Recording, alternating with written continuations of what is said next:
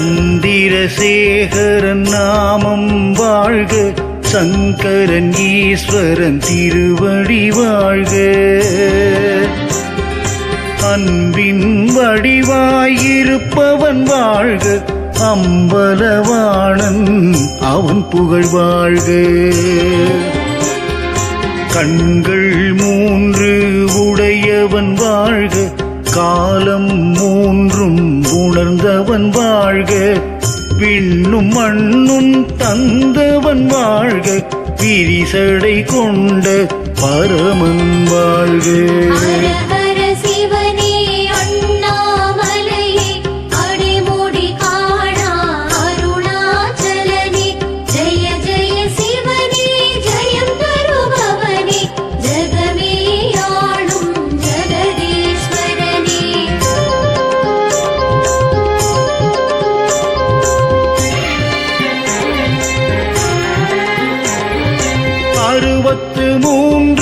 அடியவர் வாழ்க, ஆலயம் நாடும் பக்தர்கள் வாழ்க. பரம்பொருளாக திகழ்பவன் வாழ்க, பார்வதி உமையவள் நாயகன் வாழ்க. திருவிளையாடல் புரிந்தவன் வாழ்க, தீவினை அழிக்கும் தெய்வம் வாழ்க. வரும்பினை போக்கிடும் வல்லவன் வாழ்க, வழிபடுவோரின் காவலன் வாழ்க. செஞ்சடையுடைய சிவனார் வாழ்க, சித்தருக்கருளும் பித்தன் வாழ்க. பஞ்சபூதமாய் திகழ்வோன் வாழ்க, பதமலர் வழங்கும் பரமன் வாழ்க.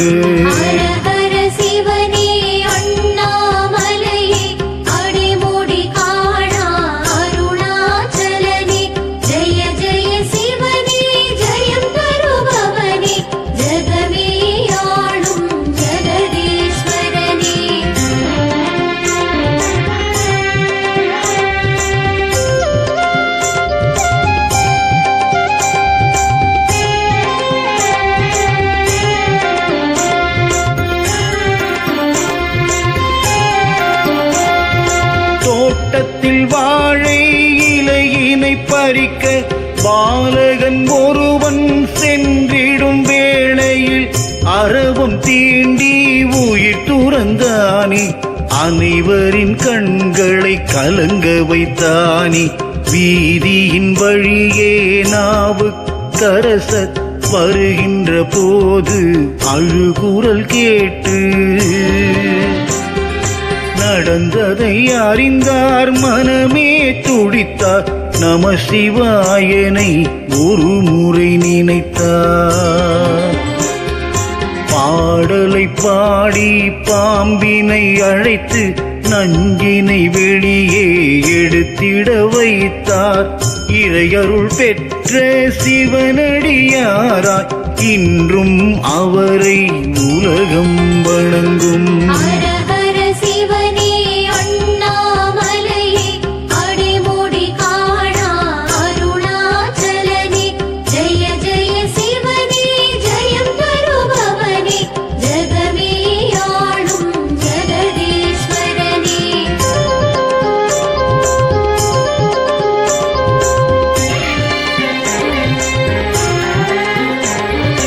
அன்றொரு நாளில் வானவீதியில் அம்பிகை சிவனுடன் வலம் வந்தாளே. எங்கோ ஓரிடம் குழந்தையின் அழுகுரல் செவிகளில் மோதிட ஒரு கணம் நின்றாள். ஆள் நடமாட்டம் இல்லா இடத்தில் அழகு நிரம்பிய குழந்தை ஒன்று பசியுடன் அழுவதை பார்த்தாள் சக்தி. தாய்மை பொங்கிட குழந்தையை எடுத்தார். குழந்தையின் பசியினை தாயவள் தீர்த்தார். ஞான சம்பந்தர் எனும் பெயரும் இட்டாள். அருவியை போலே கவிதை பாடிட அன்னை உமையவள் வரமே தந்தார்.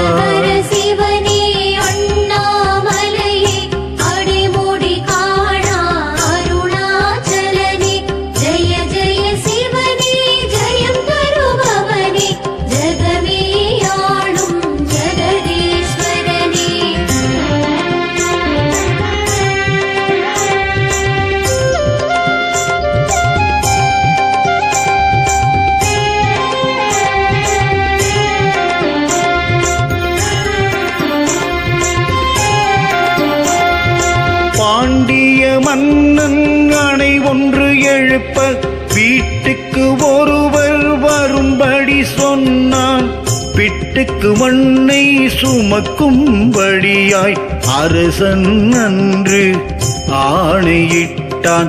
மன்னனின் கட்டளை மனதில் ஏற்று அனைவரும் வேலை செய்திட வந்தார். வாரிசு இல்லா கிழவி ஒருத்தி பங்கெடுக்காமல் தனிமையில் இருந்தார். இதனை கண்ட பரம்பொருள் ஈசன் கிழவிக்கு மகனாய் அணை கட்டப் போனார். முதுகினில் பிரம்பால் அடியினை வாங்கி திருவிளையாடல் புரிந்தான் சிவனே.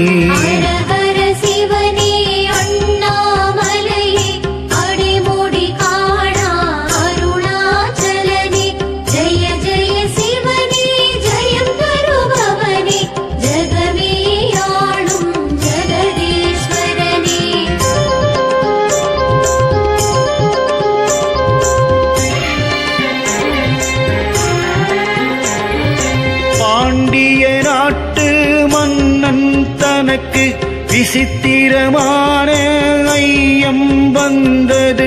பெண்ணின் கூந்தலில் நறுமணம் வருமா? உரைத்தால் 1000 பொற்காசு என்றான். வறுமையில் வாடும் புலவன் ஒருவன் வளமாய் வாழ ஈசன் நினைத்தான். அவனிடம் சென்று பாடலை கொடுத்து 1000 பொற்காசு வாங்கிடச் சொன்னான். நக்கீரன் என்னும் புலவன் எதிரே நெற்றிக் கண்ணையே திறந்தான் ஈசன். தமிழுடன் தானும் விளையாட நினைத்து தரணியில் லீலை புரிந்தான் சிவனே.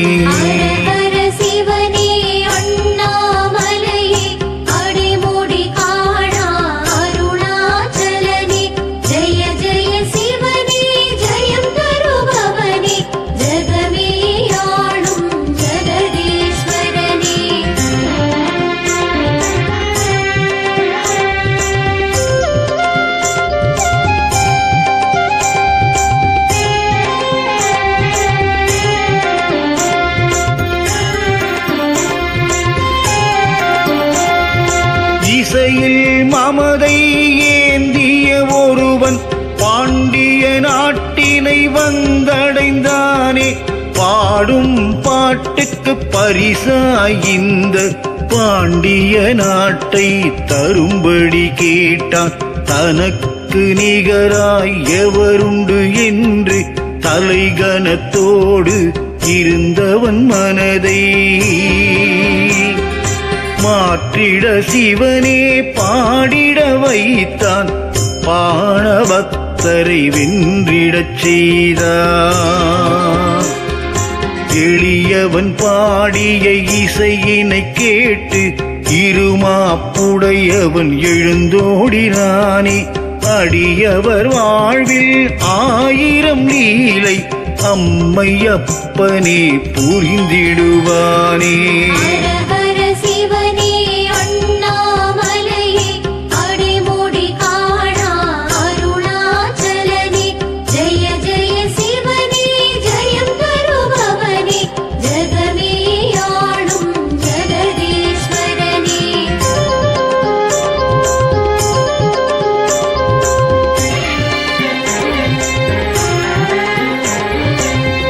பக்தியினாழம் எதுவென காட்ட பரமன் லீலை புரிந்திட நினைத்தான். திருநீலகண்டனின் இல்லம் சென்று திருவோடு ஒன்றை கையில் கொடுத்தான். புண்ணிய தலங்கள் போய் வந்த பின்னே திருவோடை நானே பெறுவேன் என்றார். அதுவரை இதனை பாதுகாத்திட அன்புடன் கட்டளை இட்டான் சிவனே. மறுநாள் முதலாய் திருவோடு மறைய நீலகண்டனோ நெஞ்சம் துடித்தான். உயிரை மாய்த்திட எண்ணிய வேளையில் ஈசன் தோன்றி நல்லருள் புரிந்தார்.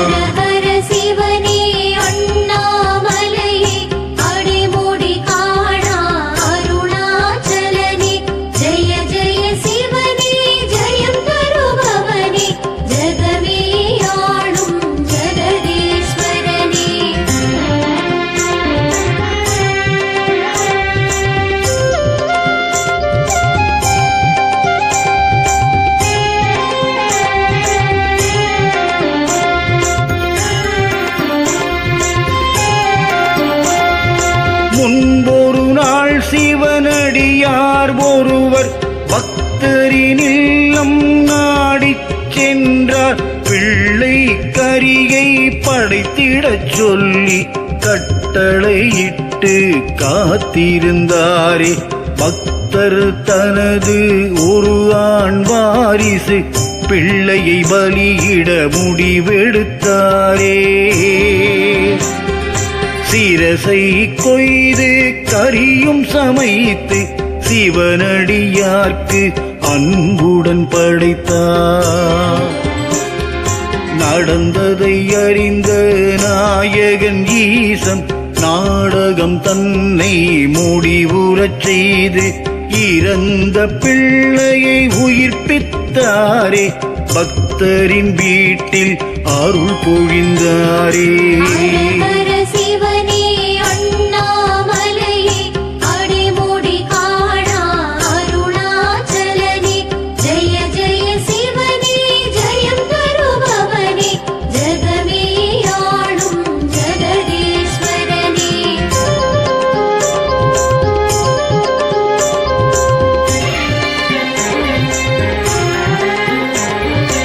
உழவன் ஒருவன் சிவனிடம் அதிகம் பக்தியை கொண்டு வாழ்ந்திடலானான்.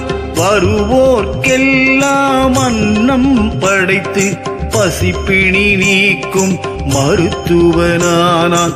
நாளுக்கு நாளாய் செல்வம் குறைய நாடியே வந்தது வறுமைதானே. ஈசன் ஒரு நாள் இடிமழை தனிலே அவனிடம் சென்று யாசகம் கேட்டார். இல்லை என்று சொல்லாமல் பக்தன் இருப்பதை கொண்டு சமையல் படைத்தான். பக்தியில் உறுதி நிலையினை கண்டு பரமன் நேரில் தரிசனம் தந்தார்.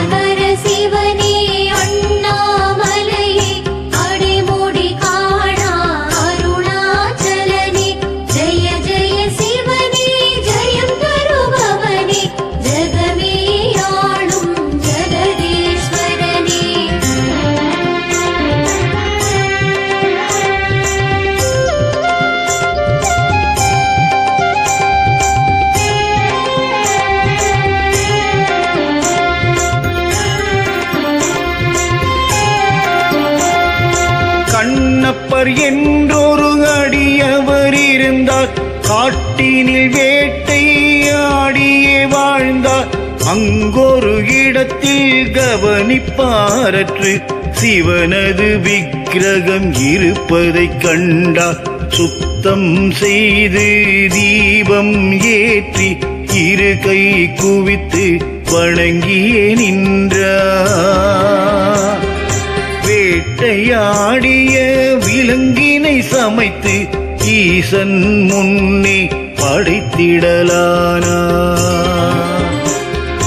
சிவனது கண்ணில் குருதியைக் கண்டு தன் கண்ணை பிடுங்கி பதிய வைத்தாரே. மறுகண் தன்னை எடுக்கும் போது சிவனார் தோன்றி அருள் புரிந்தாரே.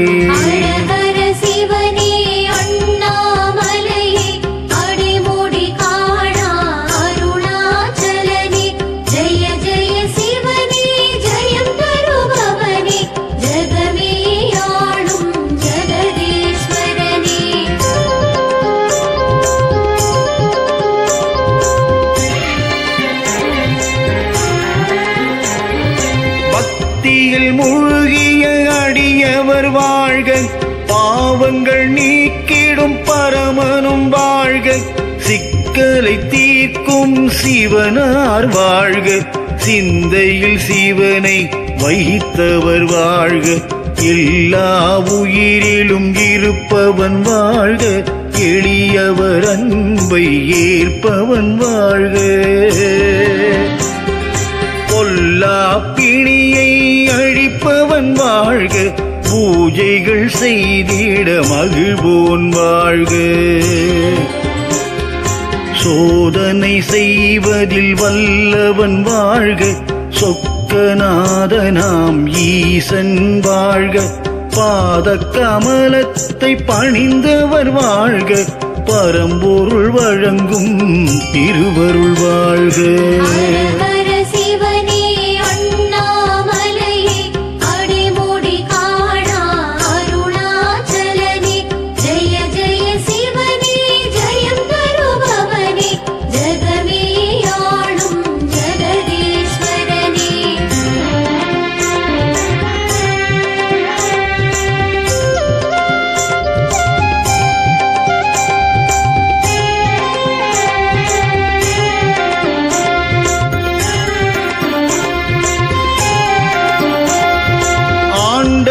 மகிழ்ந்திட தூபம் காட்டி ஆன்மீக பணியில் ஆழ்ந்தார் ஒருவர், இருக்கும் செல்வம் முழுவதும் இதற்கென இன்முகத்துடனே செலவுகள் செய்தார், குங்கிலியம் எனும் நறுமண பொருளை மலையென வாங்கி குவித்திடலானார்,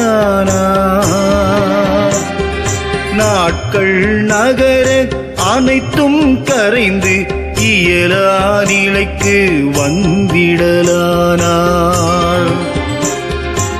உணவுக்கு வழியே இல்லா நிலையிலும் மனைவியின் தாலியை மகிழ்வுடன் தந்து வாசனை பொருளை வாங்கிய தொண்டன் நிமலனின் அருளை பரிசாய் பெற்றார்.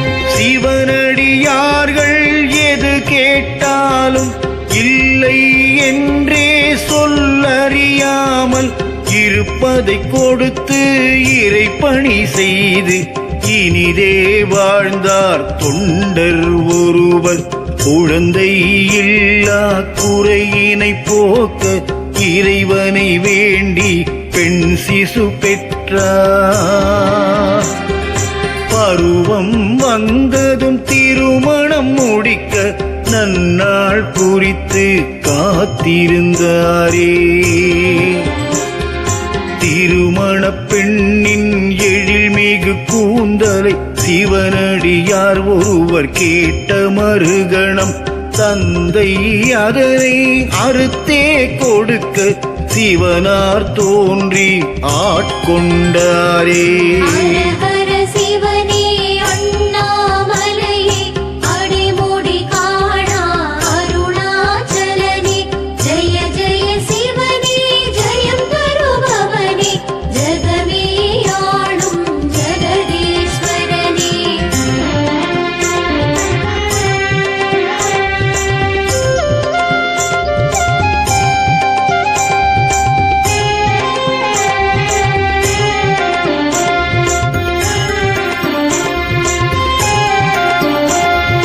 சந்தனம் அரைத்து இறைவனுக்கு அளித்து நிம்மதி அடைந்தார் தொண்டர் ஒருவர், தன்னிடம் இருக்கும் செல்வத்தை எல்லாம் அதற்கே வழங்கி ஆனந்தம் அடைந்தார், இருப்பதை எல்லாம் இழந்த பின்னாலும் இறை தொண்டு எண்ணம் குறைந்திடவில்லை,